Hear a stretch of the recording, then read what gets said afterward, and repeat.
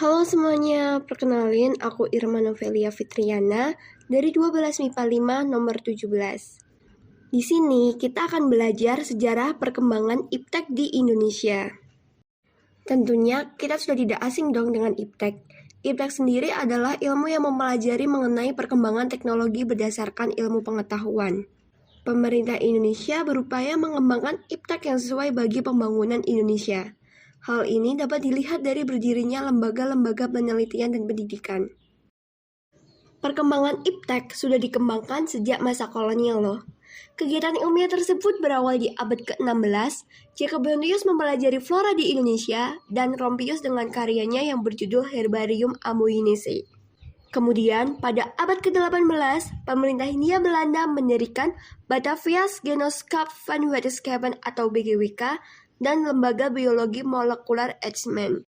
Pada tahun 1817, Reinhard mendirikan Kebun Raya Indonesia yang terletak di Bogor. Di tahun 1928, pemerintah mendirikan Natuurwetenschappelijke voor Nederlands Indië yang kemudian diubah menjadi Organisasi untuk Penyelidikan dalam Ilmu Pengetahuan Alam atau OPIPA di tahun 1948.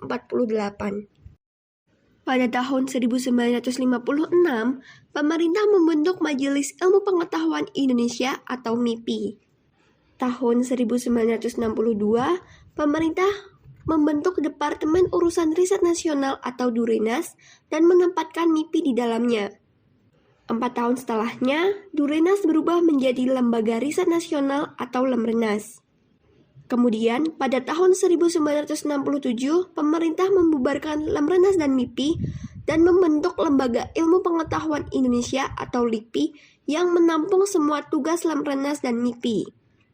Sejarah perkembangan iptek dibagi menjadi 2 dekade. Pada dekade pertama, yaitu tahun 1945 sampai 1960. Di tahun ini, bangsa Indonesia mulai mengerti arti teknologi produksi. Hasil dari pengenalan iptek yaitu pembangunan pabrik semen di Gresik. Pada dekade kedua, yaitu tahun 1976, bangsa Indonesia mendirikan pabrik pesawat yaitu Industri Pesawat Nurtanio atau IPTN yang terletak di Bandung.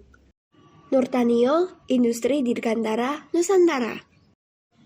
Berawal dari Presiden Soeharto yang memanggil pulang B.J. Habibie pada tahun 1974 dan menugaskannya untuk menyiapkan segala hal terkait pembangunan industri Dirgantara Nusantara. Habibie kemudian mendirikan BPPT melalui BPIS yang kemudian dikembangkan menjadi PAL, IPTN, dan Badan Tenaga Atom Nasional. Tentunya, Habibie tidak sendiri dalam melaksanakan tugasnya. Habibie menggandeng industri pesawat terbang di Eropa, yaitu MBB di Jerman dan CASA di Spanyol. Salah satu wujud kerjasama yaitu pembuatan helikopter NBO 105. IPTN berhasil membuat sejumlah pesawat terbang. Salah satunya adalah IPTN N250. Teknologi komunikasi dan transportasi. 16 Agustus 1976. Pemerintah Orde Baru mengembangkan sistem teknologi komunikasi berbasis satelit. Sistem yang dikembangkan dikenal dengan SKSD Palapa. Generasi pertama satelit Palapa, yaitu Palapa A dan Palapa B, beroperasi hingga tahun 1983.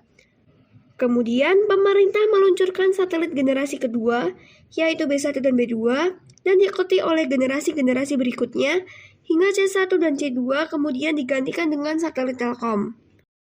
Salah satu contoh pengembangan transportasi di Indonesia adalah pembangunan jalan tol. Jalan tol pertama adalah Jalan Tol Jagorawi yang menghubungkan Jakarta Bogor dan Ciawi.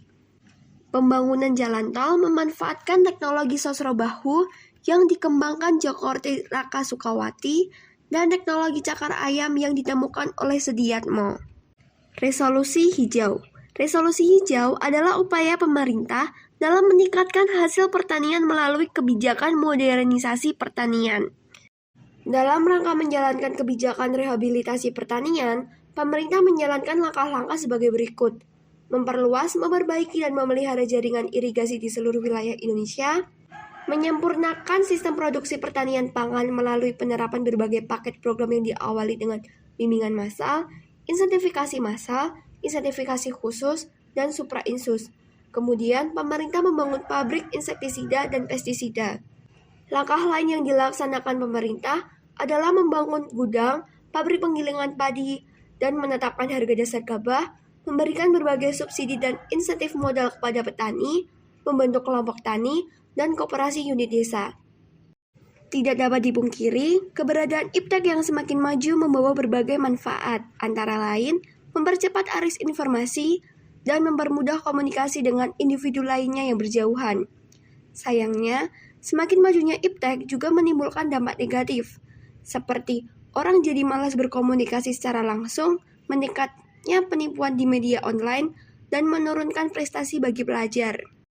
Cukup sekian dari aku, semoga ilmu kali ini bermanfaat bagi kita semua. Terima kasih semuanya.